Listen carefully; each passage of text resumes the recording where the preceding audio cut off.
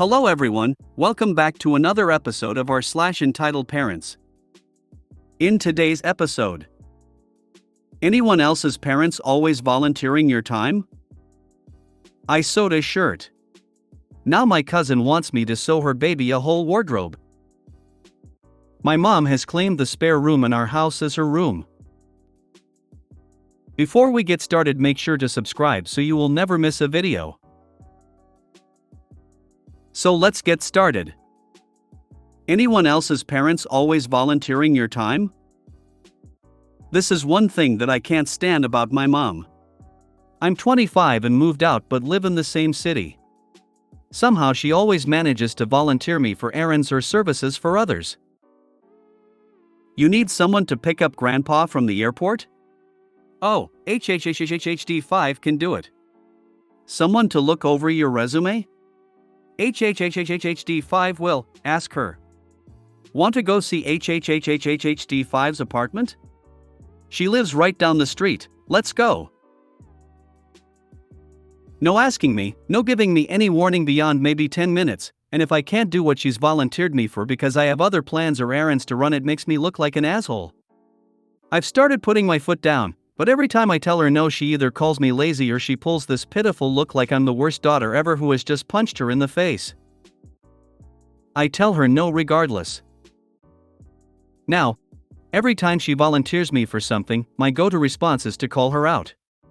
Instead of sorry, I can't do that, I let everyone know I'm sorry that, mom's name, told you I could do this. She didn't check with me first and I do not have the time. It may seem subtle, but now people's frustrations have been directed back on her instead of me. She hates it, but knows I'm right, so any retaliation has been limited to the pitiful look from before. She still hasn't stopped volunteering me though. I just wonder how long it will take for her to learn. My mother used to do this to me as a kid.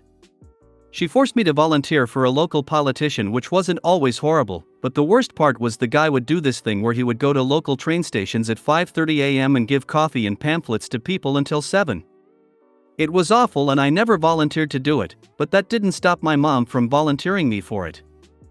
I did it a few times, then told my mom I was never doing it again, and not to volunteer me for it because I wouldn't do it. Well, I got a call one night around 8:30 from the chief of staff reminding me where we would be doing it the next day. I realized my mom must have ignored my warning and volunteered me anyway. So instead of telling him I wasn't coming, I told him that I wouldn't be able to make it but my mom would be taking my place. She got home that night and after I told her what I did she flipped out, but she knew she had to show up. It was too late for her to cancel, and not showing up would make her look bad. Image was very important to her. So she did it. When she and I spoke later on that day, I warned her that if she ever volunteered me for trains again, I would simply tell them she was taking my place. She stopped volunteering me for stuff after that. Keep up the good work. As for the uninvited visits with guests in tow, add an extra lock and a sliding bolt to the door to ensure even if she has a key, she can't gain entry unless you allow it. Oh, I know better than to give her a key.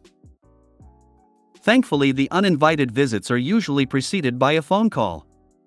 She'll call when she's down the street or on the way, 5 minutes notice, and I always tell her that she can't come, I won't open the door. She gets huffy, but ultimately backs down. My mom is annoying and entitled, but not completely unreasonable. There was another entitled parent who pulled this same crap and eventually landed herself in legal hot water. When her adult daughter told her no to being voluntold to do something, the entitled parent stole her CR in an attempt to punish her. Cue police involvement because of the stolen car.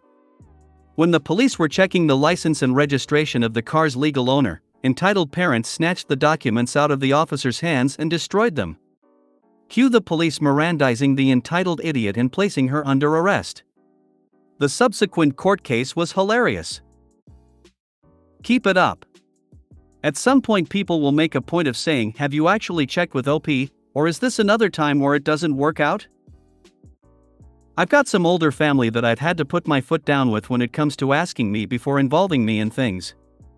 This could be anything from volunteering my time to favors like buying things for me that I don't want or need, to the point of being more burdensome than helpful. I ended up setting the boundary that, even if something is feasible, easy, or helpful, if I wasn't asked before, then the answer is an automatic no from me. I sewed a shirt. Now my cousin wants me to sew her baby a whole wardrobe. I recently took on the project of thrift flipping a shirt from Goodwill. I've watched a bunch of upcycling sewing videos, still had my sewing machine from when I was 12, and decided to give it a try finally. It came out pretty good. I put together a short Instagram reel showing the process, just for fun, and my cousin saw it. I'm already avoiding said cousin a little bit because when her baby had COVID, she unnecessarily exposed my immunocompromised 89-year-old grandpa. He didn't catch it thankfully, but I'm still upset over the selfishness. She texted me saying she saw my video and loved the shirt. And then said she's going to need me to make a few things for her baby.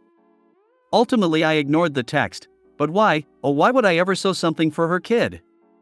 Not only are they going to outgrow it in 3 months, but I wasn't making anything for anyone other than the one shirt for myself. I barely know how to sew.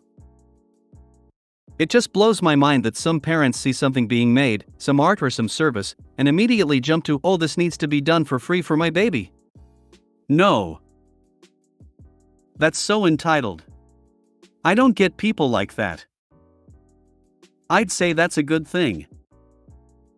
I'd say sure. Just pay me X amount for materials and labor and I'm sure that would make her leave you alone.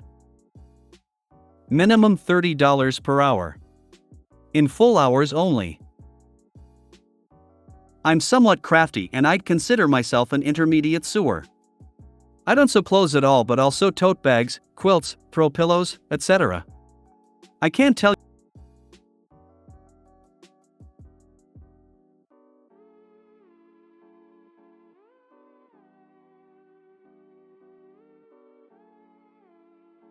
you how many times someone will show me a picture and ask, can you make this for me?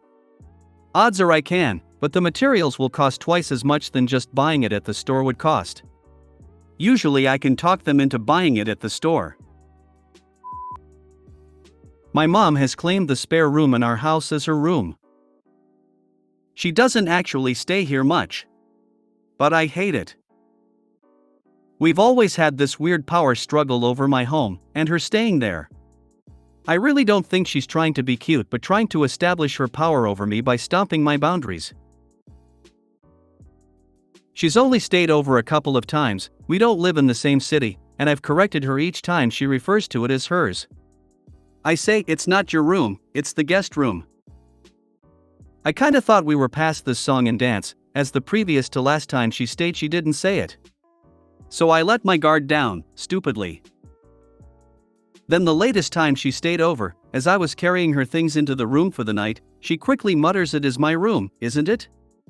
Nobody else has stayed in here. It caught me by surprise, so I didn't correct her this time. And besides me and my husband, it is technically true. But that doesn't mean she has ownership over it either. Then just yesterday she asked if she could stay over later this week. As I'm checking my calendar she slips in a my room phrase. So I corrected her, it's not your room, it's the guest room. To which she stuck out her bottom lip in a pout, and whines, it is my room. I start to repeat myself, and she just talked over me before I could finish, about did you know where your roaster is? The one that I got you for blah blah blah. Yes, I do know where that roaster is, it's in the closet of the guest room. So now I interrupt her and demand, why were you in that closet? And she proudly boasts I was snooping. I actually don't really care she went in there, but the way she proudly boasted about it really rubbed me the wrong way. And given the timing of it, it felt a lot like she was trying to hold more power over me when I was trying to establish my own boundaries. I will absolutely be telling her on no uncertain terms will she be calling it her room again. If she does, it will be the last time she stays in it. But I just wanted to rant about it. Stop having her stay over? She was calling in her room because a little later down the line she's going to ask to move into your house. She is looking into the future. And the future is a room in your house. Stop letting her stay over at your house. Let her know that under no circumstances is that her room. It's your house, it's your room.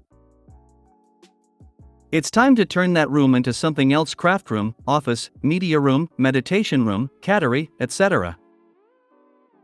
Just make sure there's some sort of pull-out bed for her to sleep in while it sinks into her brain that the room is actually not hers.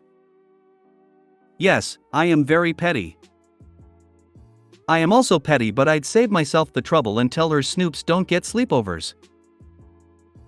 Yikes, I would get a variety of friends to pretend to stay over, take photos and let her know it's a revolving door.